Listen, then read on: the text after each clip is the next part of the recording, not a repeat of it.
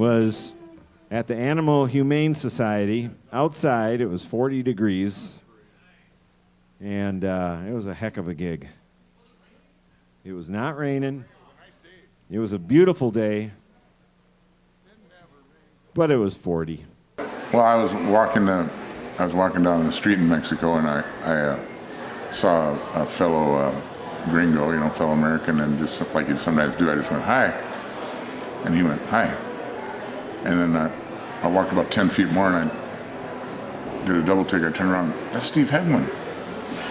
I turned around, and he was just going like this. He was just waiting. He wasn't going to say anything more. He was just waiting to see what I would say. That was kind of typical Steve.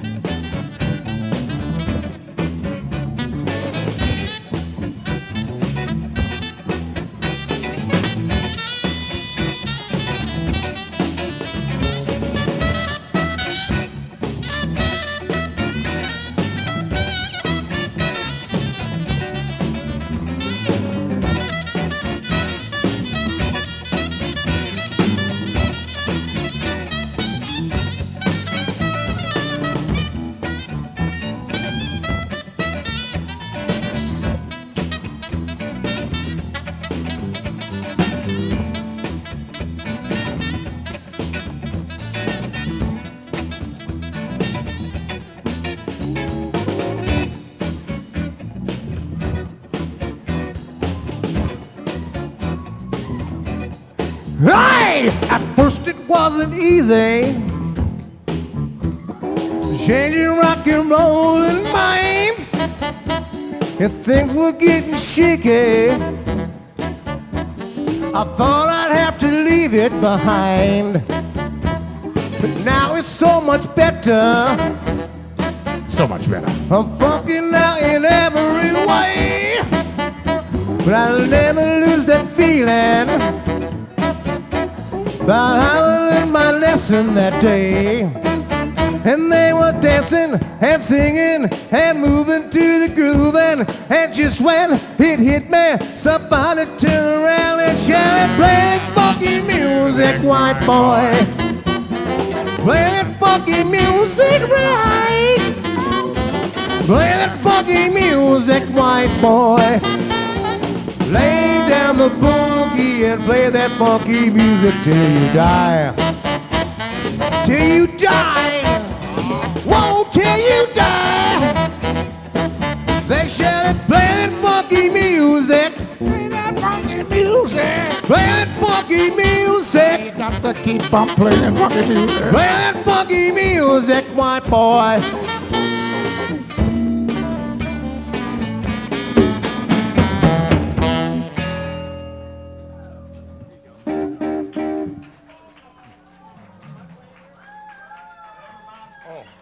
My name is Deb Benson, and Steve and I dated from 1996, June 15th, to May 2003. Oh, you had this on the calendar. Well, he was a remarkable human being. He was the light of my life for those years. He was a very gifted musician, extremely gifted, and he had the most sensitive hands when it comes to playing. He was sensitive to his audience around him and his clients. He was a fantastic travel partner. We went to Europe several times. We went to Paris and Italy and London, and we spent a lot of time in Mexico as well. We spent some time with Bob Scoggins and Linda Peterson, some of the musicians. And he really opened my world to music. And I will forever be grateful to him for that. What are a couple songs that you know and think of right away because of him? When we first started dating, he recorded a song, Waltz for Debbie, for me. And then he sent me a beautiful letter, and he cut out a picture of his head from one of his business cards. And he sent that to me in the mail. Do you still have that recording? Yes, I do. I'm Debbie also, and I'm Steve's sister. I'm his little sister, and Deb was an important part of our life for a number of years. So Steve, there's four of us, and Steve was the second one. I'm the youngest, and he loved to tease us. And he loved to tease me, especially. And he called me his little sis. But Steve was great. He was wonderful. We loved him. He was talented. He was quirky. He could drive me crazy. He could do the most goofy, funny things. And then he could turn around and be so compassionate and loving. He was a wonderful uncle to my kids, 3 kids. They love him. They think he's cool. They think he was wonderful. He was kind to them. He tried to talk to them about whatever they were interested in. My son was big into basketball, and Steve knew nothing, like zero, about basketball. And he would always try to talk to Johnny about basketball, even though he didn't really know what he was talking about. He did a piano recital with my daughter, Rachel. He loved the fact that she played piano, and told her that his grand piano would go to her when he died, which we thought would be in 30, 40 years. And Carly, my youngest, he was so sweet with, so kind with. She did choir, and he would always ask her, now, what do you look at when you look at the notes? And what do you think about when you look at the notes?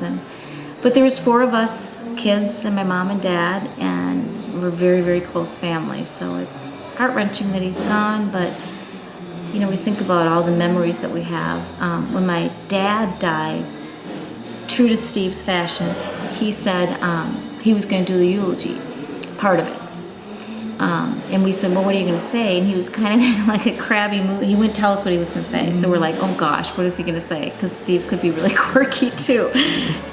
But he got up and he gave the most heartfelt, beautiful, wonderful eulogy for our father. And we were just like, Steve, that was so wonderful.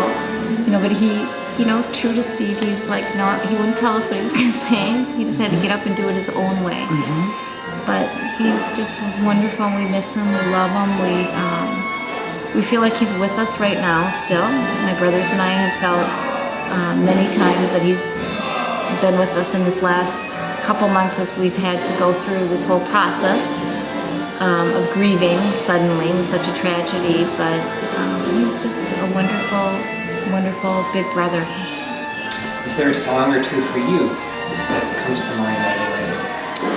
Well, there is a song, and it's when Steve died, we took him off life support, and we sat with him in the OR room when we took him off life support because he was donating his organs, and they played soft jazz music.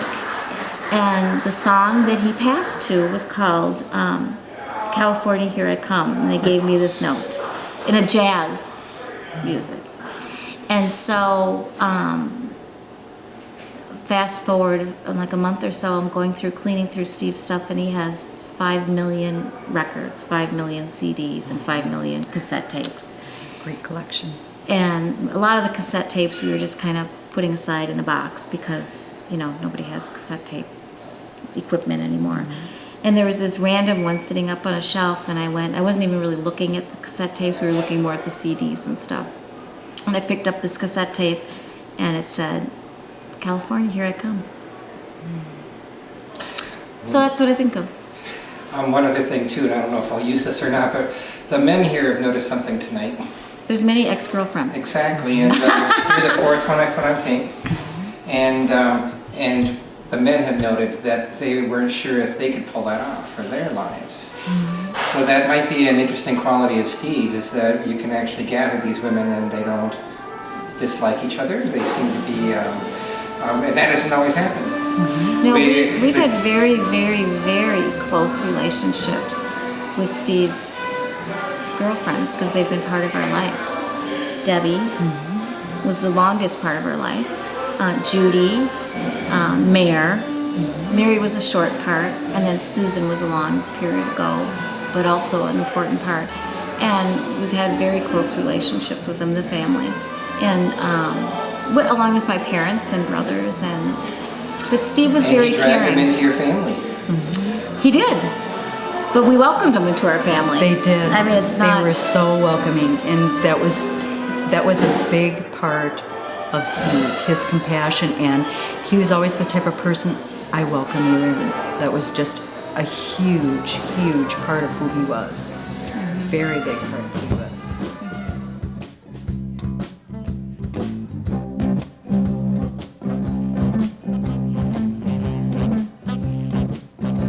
Well, I'm the type of guy who never settled down. Where pretty girls out, where you know that I'm around. I kiss them, I love them, cause to me they're all the same. I hug them and I squeeze them, they don't even know my name. They call me Wanda, yeah, Wanda. I roam around. Well, it's Flo on my left now and it's Mary on my right. And Janie is the girl where I'll be with tonight. And as she asks me which one was the best, I tear off my shirt and show her Rosie on my chest. Cause I'm a Wanda, yeah, Wanda. I roam around. Oh, well, I roam from town to town. I go through life without a care. And I'm as happy as a clown. I wear my two-fist divine, but I'm going nowhere. Well, I'm the type of guy who never settled down. I'm never in one place. I roam from town to town, and when I find myself, yeah, falling for some girl, I hop right in the car, mine, drive around the world, cause I'm a Wanda, yeah, Wanda. I roam around, all right.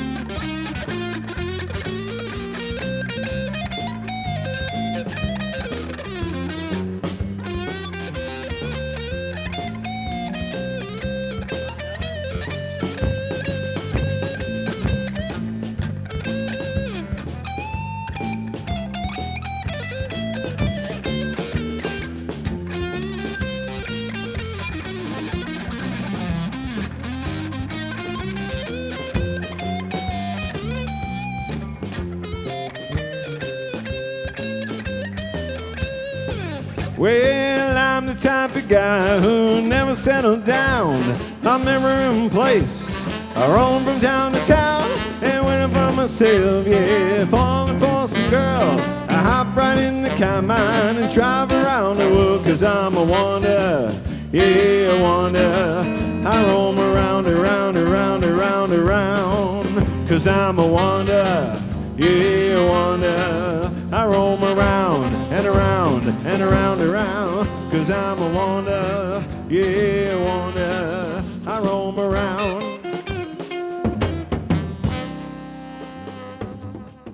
All these years, I never realized, I never thought that it was possible for a male to really love a female as much as I know women love men until I met Steve.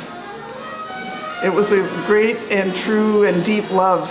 And actually, it's the end of the night right now, and at some point during the night, I got out my calendar and I counted up the days we were together.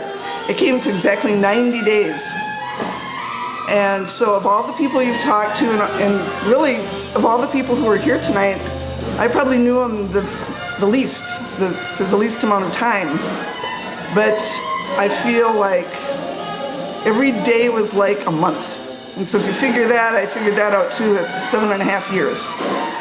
7.5 years worth of being with him, having fun with him, and of course it wasn't long enough. He always said, "Oh, we've got time. There's more. We'll have time for that." And of course we didn't. But he died happy, and I love him, and he loved me, and he loved his former girlfriends. I knew that before I met him, and I think that's really cool. And how many people can say that? You don't see, that doesn't happen every day. Off the record, a number of the men commented on that tonight, Holly, and we didn't think that many of the men could have stood that test, where they could bring in their ex-girlfriends to a party and they could all get along. So some of the men were a little interested about that. Oh yeah. They thought it was notable. Yes. Yep. Who said, "I love you" first, Steve or you? I remember. What was the occasion? Do you remember the moment? Yeah, we were in bed, and I said, at one point I said, "Oh, I like you," and he said, "I love you too."